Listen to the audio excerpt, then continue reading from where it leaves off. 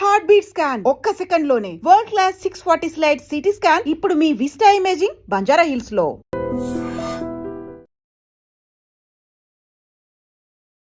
నమస్తే, welcome to i dream inside politics with Kavitha.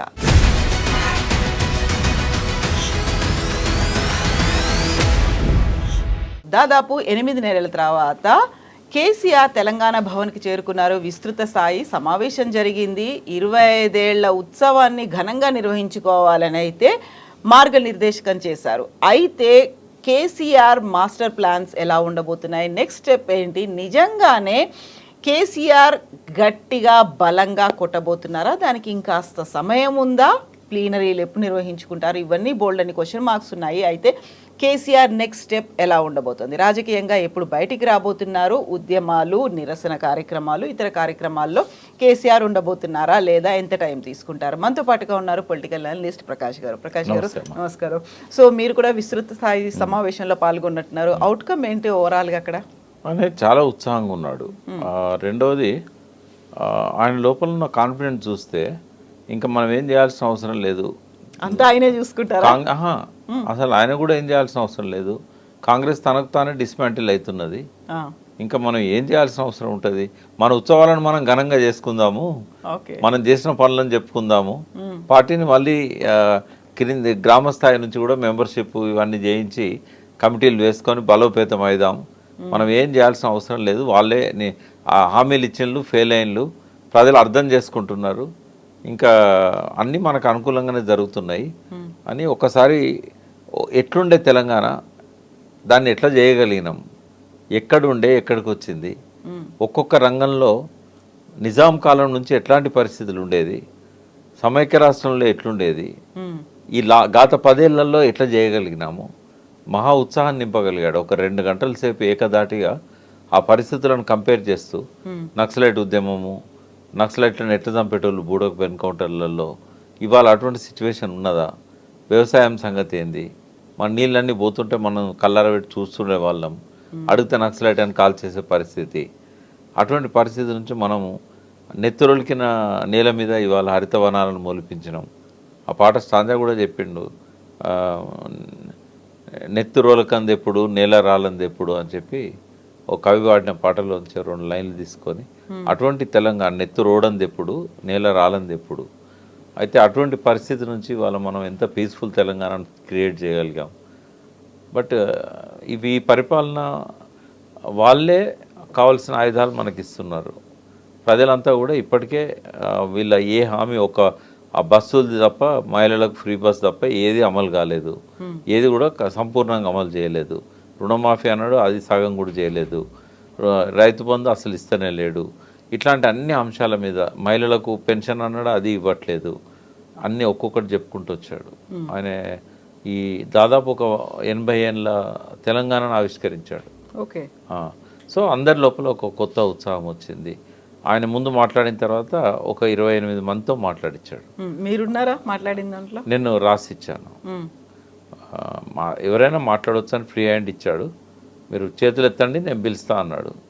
But నేను రాసిచ్చాను. ఆ రోజు ఆయన అడిగిన సలహా ఏంటంటే, రజతోత్సవాలను ఏ రకంగా జరుపుకోవాలి సూచనలు ఇవ్వమని అడిగాడు. అయితే మిగతా వాళ్ళందరూ వాళ్ళ లోపల ఉన్న ఆవేదన ఇట్లాంటివన్నీ చెప్పుకుంటూ వచ్చారు, ఏమేం చేయాలి పార్టీని బలోపేతం చేయడానికి. బట్ నేనేం చేశానంటే, రజతోత్సవాల సందర్భంగా ఎట్లాంటి కార్యక్రమాలు చేస్తే బాగుంటుంది అనేది రాసి ఆయనకే ఇచ్చాను. కొందరు మంత్రులు కూడా, మాజీ మంత్రులు కూడా మాట్లాడారు. శ్రీనివాస్ యాదవ్ కానీ, శ్రీనివాస్ గౌడ్ ఇట్లాంటి వాళ్ళు కూడా మాట్లాడారు. దాసో శ్రావణ్ మాట్లాడాడు. ఇంకా చాలామంది కార్యకర్తల దగ్గర నుంచి మాట్లాడారు. మహిళలు కూడా మాట్లాడారు. కొంతమందిని ఆయన ప్రత్యేకంగా పిలిచి మాట్లాడిచ్చాడు. బట్ ఏదైనా ఒక మంచి వాతావరణంలోనే జరిగింది. అందరికీ ఒక ఆనందం, ఉత్సాహం వచ్చింది. మళ్ళీ అధికారంలోకి వస్తామనే ఒక విశ్వాసాన్ని ఆయన ఇవ్వగలిగాడు. బట్ ఆయన రోల్ ఏంటి అనేది అయితే ఆయన ఏం చెప్పలేదు. బట్ ఒక సూచనను ఆయన అంగీకరించాడు. ఏంటంటే, ఇంతకుముందు మనం కూడా చాలాసార్లు, నేను కూడా మీతో పాటు అన్నాను, ఫామ్ హౌస్కి ప్రతి వారానికి ఒక నియోజకవర్గం నుంచి కార్యకర్తలను పిలుచుకొని వాళ్ళతో కలిసి భోజనం చేసి చెప్పాం కదా ఎన్నోసార్లు, అది మాత్రం ఒప్పుకున్నాడు. 400-500 మంది ఒక్కొక్క నియోజకవర్గం నుంచి, గ్రామస్థాయి నాయకుల దగ్గర నుంచి కాన్స్టిట్యున్సీ లీడర్ల వరకు. అది శ్రీనివాస్ యాదవ్ ఆ ప్రపోజల్ ఇచ్చాడు. అంటే ఒక 2 సంవత్సరాల్లో అన్ని కాన్స్టిట్యున్సీలు కవర్ అవుతాయి, మనకు 3 సంవత్సరాల తర్వాత కదా ఎలక్షన్ వచ్చేది, అందరు హ్యాపీగా ఉంటారు, అందరిని కలవండి మీరు అని చెప్తే దానికి ఒప్పుకున్నాడు ఆయన. వారానికి ఒక్కరోజే కదా, ఆ ఏర్పాట్లు మేము చేస్తాం, ఫామ్లో భోజనాలు కానీ అన్నీ మీరు తీసుకొని రండి అని చెప్పాడు. అట్లా ఇంకోటి భారీ బహిరంగ సభ ఏప్రిల్ 27 పెట్టాలి. ఈ లోపల ఏం చేయాలి, ఏడాది కాలం పాటు ఏం చేయాలి, దాని మీద ఒక కమిటీ వేసుకోండి అని ఆయన 2 పేర్లు అశోక్, మన టంకసాల అశోక్ గారు పక్కనే ఉండే, తర్వాత దేశపతి శ్రీనివాస్ గారికి చెప్పాడు, మీరు ఒక కమిటీ వేసుకొని కొంతమందితోని ఇంటలెక్చువల్స్తోని ఒక ప్రోగ్రామ్ చాకౌట్ చేయండి అని చెప్పాడు. బుక్లెట్స్ ఇట్లాంటి ఏమేమి డ్రాఫ్ట్ చేయాలి, చరిత్రను కూడా టీఆర్ఎస్ 25 ఏళ్ళ చరిత్రను కూడా రాయాలనే ప్రతిపాదన ఒకటి వచ్చింది. అది దానికి ఒక కమిటీ వేసుకొని రాయండి అని చెప్పాడు. ఇవి మెయిన్గా జరిగినాయి అక్కడ. నేను కొడితే మామూలుగా ఉండదు, చాలా బలంగా కొడతాను అని చెప్పిన తర్వాత ఇప్పుడు ఆయన ఎప్పుడు కార్యరంగంలోకి దూకుతారు, ఎప్పుడు చేసి చూపిస్తారు అనేది ఎదురు చూస్తున్నారు కదా, దానికి సంబంధించి ఏమైనా చెప్పారా? నా నెక్స్ట్ ప్లాన్ ఇలా ఉండబోతోంది, నేను ఇది చేస్తాను. ఆయన కొడతాడని కూడా నాకు అనిపిస్తలేదు, ఎందుకంటే కొట్టాల్సిన అవసరం కూడా కనబడతలేదు. అయితే బహుశా నేను అనుకుంటా బహిరంగ సభ అడ్రస్ చేస్తాడు, ఆ తర్వాత అవసరమైనప్పుడు ఓ రోజు అసెంబ్లీకి రావడము, ఎప్పుడన్నా ప్రజల మధ్య పోవడం. మనం అనుకున్నట్టు ఆయన రోజు అసెంబ్లీలో కూర్చునే ఆలోచన అయితే ఉన్నట్లేదు. అట్లాగే రోజు కార్యక్రమాలలో ఇన్వాల్వ్ కావాలని కూడా అవసరం లేదు. కింద ఉన్న అందరూ యాక్టివ్గా ఉన్నారు, క్యాడర్ అంతా చూసుకుంటుంది. క్యాడర్ ఉన్నది, హరీష్ లాంటి వాళ్ళు ఉన్నారు, కేటీఆర్ ఉన్నాడు, కవిత గారికి కూడా చెప్పాడు జాగృతి తరఫున మీ కార్యక్రమాలను కోఆర్డినేట్ చేసుకోండి జాగ్రత్తగాని. ఆమె చేసేది ఆమె చేస్తూ ఉంటుంది. ఒకరిద్దరి దగ్గర నుంచి బీసీల విషయంలో కొంత ప్రతిపాదనలు వచ్చినాయి, బీసీలను కలుపుకొని పోవాలి, బీసీ నాయకత్వాన్ని, అట్లా అది కూడా దాని మీద ఆయన ఏమి కామెంట్ చేయలేదు. బట్ ప్రతిపాదనలు అయితే వచ్చినాయి. అంటే ఒక అసంతృప్తి కొంత కనబడతా ఉంది. కాంగ్రెస్ బీసీకి అధ్యక్షుడిని ఇచ్చింది, బీజేపీ వాళ్ళు సీఎం అనే చెప్తున్నారు. అయితే అంత ధైర్యంగా ఎవరు నేను చెప్పినట్టుగా ఇక్కడ వర్కింగ్ ప్రెసిడెంట్ ఇవ్వండి బీసీకి అని ఎవరు చెప్పలేడ, కానీ ఒక ఆవేదన అయితే బీసీలలో కనబడ్డది. ఎట్లా ముఖ్యమంత్రి రాదు టీఆర్ఎస్ పార్టీలో, కనీసం ఒక వర్కింగ్ ప్రెసిడెంట్ అన్న కేటీఆర్ పక్కన ఒకరు ఉంటే తృప్తి ఉంటుంది అనేది కొంత కనబడ్డది క్యాడర్లో. బట్ అది చెప్పే ధైర్యం కూడా అక్కడి వరకు లేదు. ఒకరిద్దరు కొద్దిగా గొనిగిళ్ళు బీసీల విషయంలో, కొద్దిగా మిగతా పార్టీలు ముందు పోతానే అన్నట్టుగా అది చేశారు. నిజంగా ఒక అసంతృప్తి అనేది అక్కడ కనిపిస్తుందా? ఎందుకంటే కులగణన విషయంలో మాత్రం బాగా కనబడ్డది. కులగణన సరిగా చేయలేదు బీసీలది, మీరు దాని మీద కార్యక్రమాలు రూపొందించాలి, తీసుకోవాలని 1-2 సలహాలు వచ్చినాయి. ఒక 2-3 మాట్లాడిన 28 మందిలో బీసీల గురించి. అదే సో ఇప్పుడు కాంగ్రెస్ పార్టీ కావచ్చు, బీజేపీ కావచ్చు, కొంచెం బీసీ నినాదం తీసుకుంది, అధ్యక్షుడు అవుతారా లేకుంటే సీఎం అవుతారా, దీనికి సంబంధించి బోల్డ్ అని ఊహాగానాలు వస్తున్నాయి. చాలా క్లియర్గా వాళ్లే అవుతారు అనేటువంటి ఒక ఇండికేషన్స్ కూడా ఉన్నాయి. బట్ బీఆర్ఎస్ పార్టీకి మాత్రం ఆ 2 ఛాన్సెస్ అయితే కనిపించట్లేదు కదా. మీరు అన్నట్టుగా కొంచెం అసంతృప్తి, అసమ్మతి గళం అంటే ఎలా కేసీఆర్ దాకా చేరగలుగుతుంది ఆ వాయిస్ అనేది? అంటే ఆయనకు అర్థమైంది కొంత బీసీలు అంతా పోలరైజ్ అవుతున్నారు, మన దగ్గర కూడా ప్రెజర్ ఉంది అనేది అర్థమైంది. అర్థమయ్యే ఆయన మద్రాస్కి అధ్యయనం చేయడానికి ఒక టీం పంపించాడు ఆ రోజుల్లో, నేను కూడా అందులో పోయింటిని. అయితే నేను అవన్నీ చెప్పడానికి నేను ఇప్పుడు పార్టీ కండువా వేసుకోలేదు, ఒక అబ్జర్వర్ లాగా పోయిన. ఆయన పిలిచాడు కాబట్టి నో చెప్పలేక, మీతో ఎన్నోసార్లు అన్నాను కదా పిలిస్తే నేను పోతాను అని. బట్ నేను బాధ్యత తీసుకోవడానికి సిద్ధంగా లేను. నేను ఎట్లాగో చెప్పే కాడ చెప్తానే ఉన్నా, ఇంకా మళ్ళీ పార్టీ వాళ్ళకు ఉండే అవకాశం అది నేను ఎందుకు తీసుకోవాలనుకొని నేను చెప్పలేదు. బట్ నేను కంటిన్యూ చేస్తాను. నేను వాళ్ళకి ఇప్పుడు కూడా మీ ద్వారా నేను కొన్ని సూచనలు చేయదలుచుకున్నా. ఏంటంటే సరే మీ పార్టీలో బీసీకి ముఖ్యమంత్రి అయ్యే అవకాశం 0, ఎవరు నమ్మరు కూడా. ఇప్పుడు ఇస్తారేమో అని నేను చెప్పినా కూడా ఎవరు నమ్మే పరిస్థితి ఉండదు. పోనీ వర్కింగ్ ప్రెసిడెంట్ ఇస్తారా అంటే ఒకవేళ ఎస్సీకి ఒకటి బీసీకి ఒకటి ఇస్తే ఇవ్వచ్చు, అది కూడా పార్టీ నుంచి కొంత ఒత్తిడి వస్తేనే ఇస్తాడు. బట్ ఒక్కటి చేయొచ్చు వాళ్ళు, గతంలో బీసీలకు ఏమేం చేశాము, దానివల్ల జీవన ప్రమాణాలు ఎట్లా పెరిగినాయి, అది ఫిషరీస్ కావచ్చు, లేకుంటే గొర్రెలు కావచ్చు, ఇట్లాంటి పథకాలు కావచ్చు, ఇవన్నీ డాక్యుమెంటేషన్ చేయాలి. నేను ఇచ్చిన సూచనలలో కూడా ఏమన్నా అంటే ఒక 25 సంవత్సరాల పండగ కదా రజతోత్సవం అంటే, 25 సంవత్సరాలు అయింది టీఆర్ఎస్ పెట్టి, ఒక 25 అంశాలను సెలెక్ట్ చేసుకోండి. రోజుకు ఒక అంశం మీద బ్రెయిన్ స్టార్మింగ్ పబ్లిక్లో పోయి వాళ్ళకి చెప్పండి, బుక్లెట్స్ ఇవ్వండి, మీటింగ్స్ పెట్టండి. ఒక్కొక్క స్కీమ్ గురించి ఒకరోజు ఒక్కొక్క రంగం గురించి ఒకరోజు 25 పాయింట్స్ మీద 25 అంశాల మీద అప్పుడు దశాబ్ద ఉత్సవాలు అప్పుడు కొంత ప్రయత్నం జరిగింది. ఒక్కొక్క రంగం గురించి చేశారు. అదే ఇది కంటిన్యూ చేయమని చెప్పాము. అప్పుడు 20 రోజులు చేస్తున్నారు. భవిష్యత్తులో ఒక బీసీ విజన్ ఓ డాక్యుమెంట్ రిలీజ్ చేయాలి. గతంలో ఎస్సీ ఎస్టీలకు సంబంధించింది 2003లో ఎన్నికల కంటే ముందు అప్పుడు గ్రీన్ పార్క్ హోటల్లో దళిత మేధావులను పిలిచి ఎస్సీ ఎస్టీలకు ఒక విజన్ని ఆ రోజు రూపొందించారు. బీసీల కోసం ఒకటి చేయాల్సిన అవసరం ఉంది. అప్పుడు కూడా జలసిద్ధయ్య గారి అధ్యక్షతన అప్పుడు ఒక కమిటీ వేసి ఏదో ప్రయత్నం జరిగింది, కానీ అంత ముందుకు పోలేదు. అది మేనిఫెస్టోలో రాసుకున్నా కూడా 5,000 కోట్లు ప్రతి సంవత్సరం ఖర్చు పెడతామని అది జరగలేదు. బట్ ఇది మాత్రం ఒక విజన్ను బీసీలకు ఇవ్వాలి. ముఖ్యమంత్రి ఈ పార్టీలో కాకపోయినా బీసీలకు కొంత మేలు జరుగుతుందనే ఒక నమ్మకాన్ని క్రియేట్ చేయగలుగుతాయి. ఎందుకంటే ఏ బీసీ ముఖ్యమంత్రి అవుతాడో, ఏ బీసీ పార్టీ పెడతాడో ఏం తెలియదు. బీసీల పార్టీ అయితేనే ఇంతకుముందు చెప్పినట్టుగా వస్తుంది. ఒక్కటి వస్తుందా, 4 బీసీల పార్టీలు వస్తాయో కూడా తెలియదు మనకి. మళ్ళన్న కాంగ్రెస్లో ముఖ్యమంత్రి బీసీకి ఇస్తాడనగానే కొంచెం అటువైపు ఆలోచిస్తాడు ఆయన. ఇప్పటివరకు ఆయన ఏం ఫెయిల్అవుట్ కాలేదు.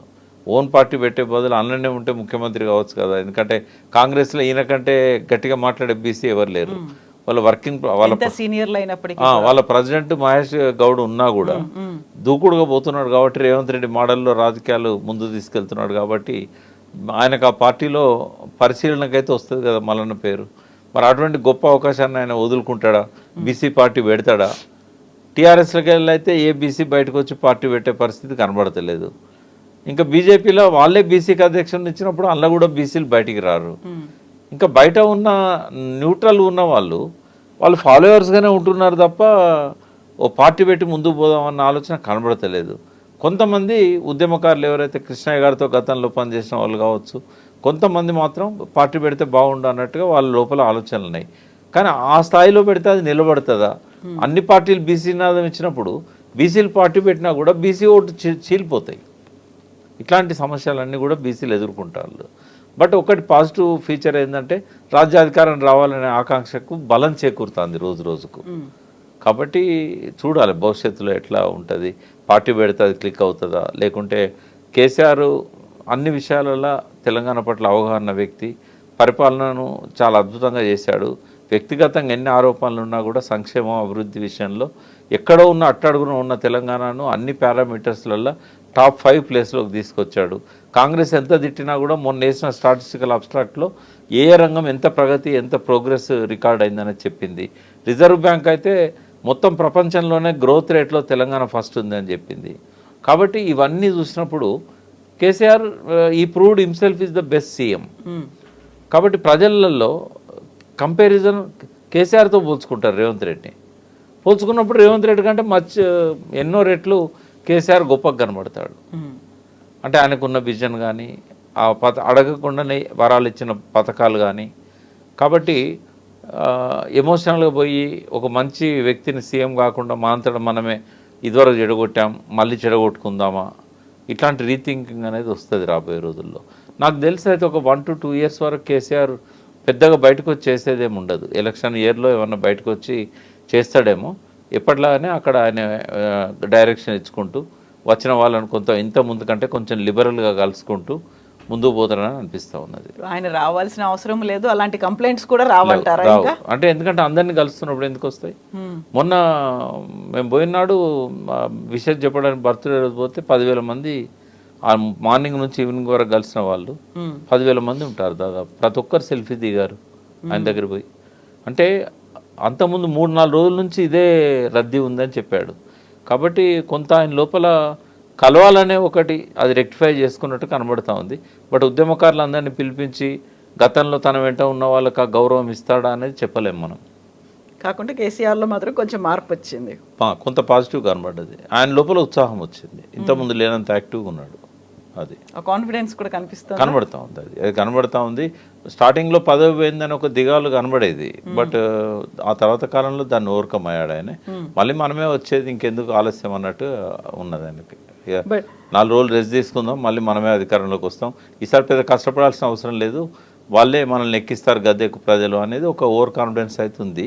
బట్ బీజేపీ థ్రెట్ అనేది ఉంది ఆయనకు, అది తెలుసు. బయటికి అంత కార్యకర్తలకు క్యాడర్కు విశ్వాసం ఇచ్చినా కూడా బీజేపీ నుంచి ఒక థ్రెట్ అయితే ఉంటుంది. ఎందుకంటే యాంటీ కాంగ్రెస్ ఓట్ అనేది స్ప్లిట్ అవుతుంది.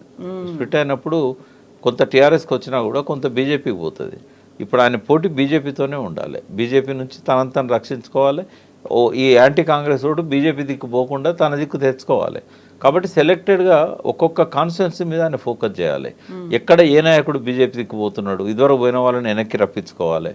ఇప్పుడు గతంలో తనతో పాటు పనిచేసిన వాళ్ళని కూడా అవసరమైతే వాళ్ళని రప్పించుకొని భోజనం పెట్టి మీరు మళ్ళీ రండి, మన గూటికి మనం వస్తే బాగుంటుంది, మళ్ళీ అక్కడ ఎందుకు ఇది ఆ పార్టీ గురించి ఈ పార్టీ వల్లనే మనం ఇట్లా ఓడిపోవడం జరిగింది, మళ్ళీ ఎందుకు అటువైపు, ఇవాళ మనకు 8 మంది ఎంపీలు మన వాళ్ళు ఉండుంటే ఇట్లా ఉండేదా బడ్జెట్లో, ఇట్లాంటి విషయాలన్నీ వాళ్ళతో మాట్లాడి మళ్ళీ తన గూటికి రప్పించుకునే ప్రయత్నం చేయాలి. ఎంతోమంది కాంగ్రెస్ నుంచి బీజేపీలో పోయి వివేక్ లాంటి వాళ్ళు మళ్ళీ వెనక్కి వచ్చారు కదా. కాబట్టి టీఆర్ఎస్ నుంచి కూడా ఈటల రాజేందర్ ఒకవేళ అధ్యక్షుడైనా లేదా ఎంపీగా ఉన్నా ఆయన రాడు. బట్ కింది క్యాడర్ను ఆయన వెనక్కి రప్పించుకోవచ్చు. మొన్న తుల ఉమ ఉంది, ఎలక్షన్ల ముందు ఆమెను మళ్ళీ వెనక్కి రప్పించుకున్నాడు. అట్లా అసంతృప్తితో ఉన్న వాళ్ళు ఉంటారు. ఇవన్నీ ఒక స్పెషల్ ఫోకస్తో బీజేపీని కనుక ఆయన ట్యాకిల్ చేయకపోతే బీజేపీ మళ్ళీ థ్రెట్ అవుతుంది. కాబట్టి ఓవర్ కాన్ఫిడెన్స్ ఎప్పుడు కూడా పనికిరాదు. సో ఎంత కాంగ్రెస్ నుంచి ఒక అధికారం అనేది మాకు వస్తుంది, ప్రజలు మాకు ఇస్తారు అనుకున్నప్పటికీ అక్కడ బీజేపీ అనే ఒక బ్యారియర్ ఉంది, దాన్ని చూసుకోవాల్సిన అవసరం ఉంది. పైకి ఓవర్ కాన్ఫిడెన్స్ ఆయన లోపల కనబడ్డా కూడా ఈసారి అంత ఈజీగా పోవడం అనిపిస్తున్నది. బీజేపీ పట్ల లోపల ఆయనకు ఆలోచన ఉండి ఉంటుందని నేను అనుకుంటున్నాను. ఆయనకు ఆ విషయాలలో చెప్పాల్సిన అవసరం లేదు. బట్ ఎలక్షన్ల ముందు ఓవర్ కాన్ఫిడెన్స్తో దెబ్బతిన్నాడు కాబట్టి అది గుణపాఠం తీసుకుంటే మాత్రం బీజేపీని తక్కువ అంచనా వేయడు. ఎస్ ప్రకాష్ గారు, థ్యాంక్ యూ సో మచ్ అండి.